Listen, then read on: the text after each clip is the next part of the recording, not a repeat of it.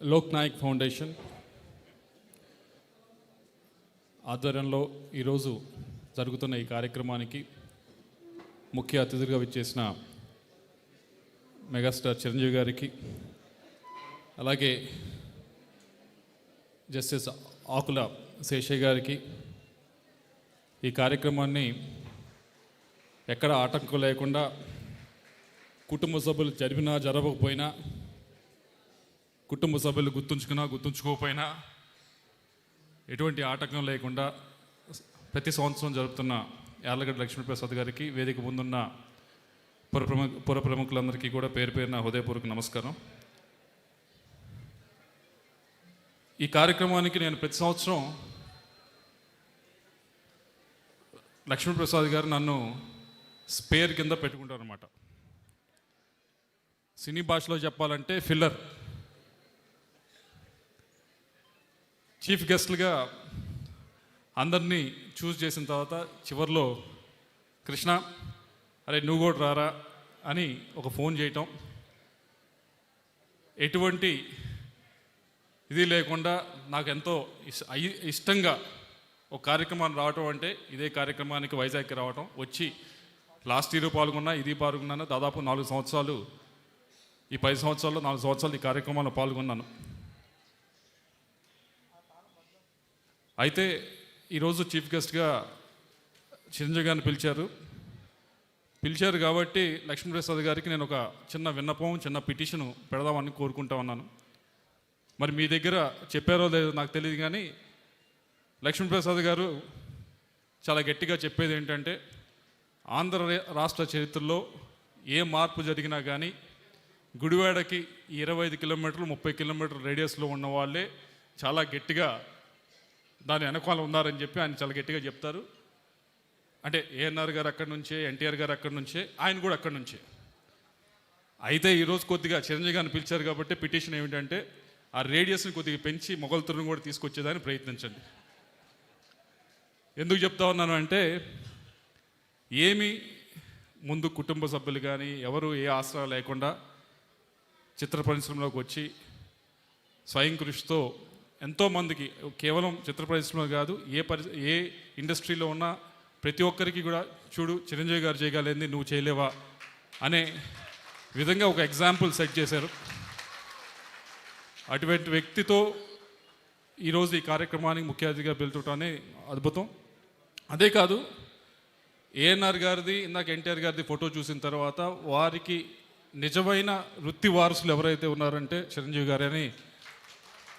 సరే, బ్లడ్ వారసులు చాలామంది ఉంటారు, వాళ్ళు పైకి రావచ్చు రాకపోవచ్చు, కానీ వృత్తిపరంగా నిజమైన వారసులు ఎవరు ఉన్నారంటే చిరంజీవి గారే. ఒక చలనచిత్రాన్ని నేను, మీకు గుర్తుందో లేదో తెలియదు కానీ, చిన్నప్పుడు మ్యాగజైన్స్ వచ్చాయి, ఇండియా టుడే మ్యాగజైన్స్ అని. దాంట్లో నేను మొట్టమొదటిసారి చూసింది చిరంజీవి గారు, ఆ పక్కన ఆయన అప్పట్లో చాలా స్పెషల్ కార్ ఒకటి ఉండేది, దాంతో ఒక ఫోటో, దాని కింద super star of India, first person to get 1 crore remuneration అని చెప్పి, సరే పెద్ద ఫోటోతో ఆ రోజు రావటం జరిగింది. అది నాకు ఇంకా, అంటే డబ్బు అని కాదు, తెలుగు ఇండస్ట్రీని ఒక స్థాయికి తీసుకువెళ్ళారు అంటే చిరంజీవి గారు చేయటం జరిగింది. కాబట్టి ఆయన్ని ఈ కార్యక్రమానికి పిలవటం చాలా అద్భుతమైన విషయం.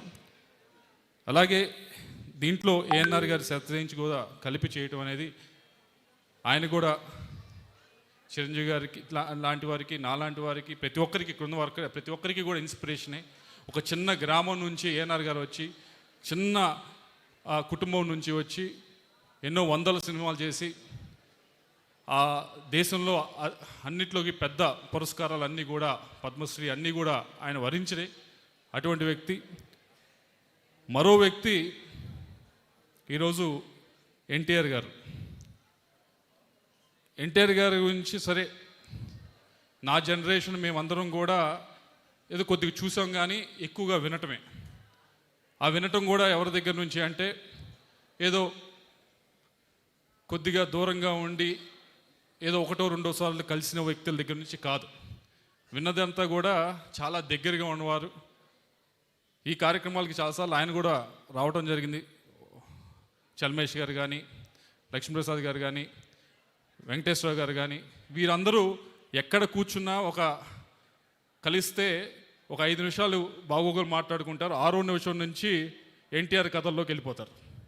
నేను ఉండబట్టలేక మొన్న కరోనా టైంలో చలమేష్ గారు వచ్చారు. ఆయన స్టోరీస్ అన్నీ చెప్తా ఉంటే సార్ ఎప్పుడు కలిసినా ఎన్టీఆర్ గారు ఉంచే మాట్లాడుతూ ఉంటారు, ఇంకా ఎన్ని కథలు ఉన్నాయి అని అడిగితే ఆయన అయ్యా అటువంటి ఎక్సైట్మెంటు ఇంకొకళ్ళు వస్తే నిజంగా నేను వేరే వాళ్ళ గురించి మాట్లాడటానికి నేనేమో అనుకోను, కానీ ఆయనతో పాటే ఆ ఎక్సైట్మెంట్ మా జీవితంలో వెళ్ళిపోయింది. ఆయనతో ఉన్నన్ని రోజులే మాకు ఆ ఎక్సైట్మెంట్ ఉంది, కానీ దాని తర్వాత ఎక్సైట్మెంట్ ఎప్పుడూ లేదు. కాబట్టి ఆ కథలు ఎన్నున్నా మీకు చెప్తూనే ఉంటాం, మీరు వినాల్సిందే అని చెప్పి ఆయన చెప్పడం జరిగింది. ఆ చెప్పిన వ్యక్తి ఏమో చిన్న వ్యక్తి కాదు, సుప్రీంకోర్టు జస్టిస్, అటువంటి వ్యక్తి. సో వీళ్ళందరూ కూడా ఇందాక చెప్పిన పేర్లు వాళ్ళందరూ కూడా ఎన్టీఆర్ పిచ్చి వాళ్ళని కూడా అనవచ్చు. అంత మనసులో మైండ్లో అంత లోపల ఎన్టీఆర్ అంటే అంత పిచ్చి ప్రేమ. ఇటువంటి వ్యక్తులు వీరందరూ కూడా అటువంటి వ్యక్తుల దగ్గర నుంచి నేను ఆయన స్టోరీస్ కానీ ఇవన్నీ విన్నవారు సరే, మిగతా వారు దగ్గరగా చూసిన వాళ్ళు ఆ టైంలో ఆయన జీవించినప్పుడు చూసిన వాళ్ళు అయితే వేరేగా ఆయన చూడొచ్చేమో, కానీ మాకు కనిపించేది కొద్దిగా దూరంగా ఉన్నప్పుడు చూసేది మాకు అనిపించేది ఏమిటంటే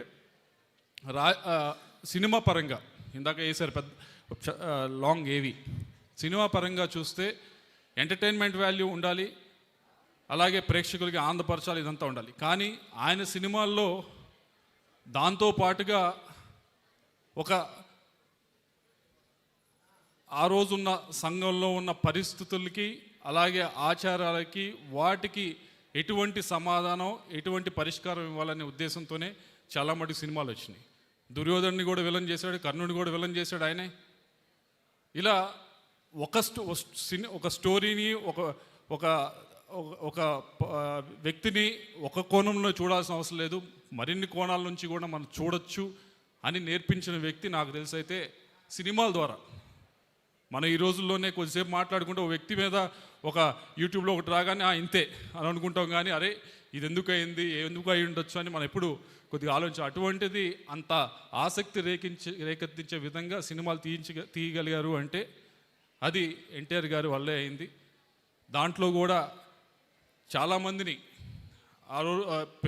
నా ఉద్దేశంలో అయితే పెరియార్ గారు ఏ విధంగా అయితే చేశారో అదే విధంగా సినిమాల పరంగా ఆయన తీసుకొని వచ్చి చేశారనే దాంట్లో నాకు మరొకటి లేదు. అలాగే రాజకీయాల్లో సరే ఆ సమయంలో ఉన్నవారు వేరేగా చూడొచ్చాం, కానీ మేము చూసేది ఎలా అంటే ఏదైతే పట్వారీ వ్యవస్థ కానీ కర్ణం వ్యవస్థ కానీ ఇవన్నీ తీసి మిగతా సామాన్యమైన ప్రజలకు కూడా అన్నీ అందుబాటులోకి తీసుకొచ్చే విధంగా చేయగలిగారు అంటే ఎన్టీఆర్ గారు చేయగలిగారు. సో వీటిని రాజకీయ పరంగా మరొకటి చేయగలిగింది రాజకీయ నాయకుడు అంటే ఇదివరకు ఏదో గెలిచేటప్పుడు కనిపిస్తాడు, మళ్ళీ 5 సంవత్సరాల తర్వాత కనిపిస్తాడు.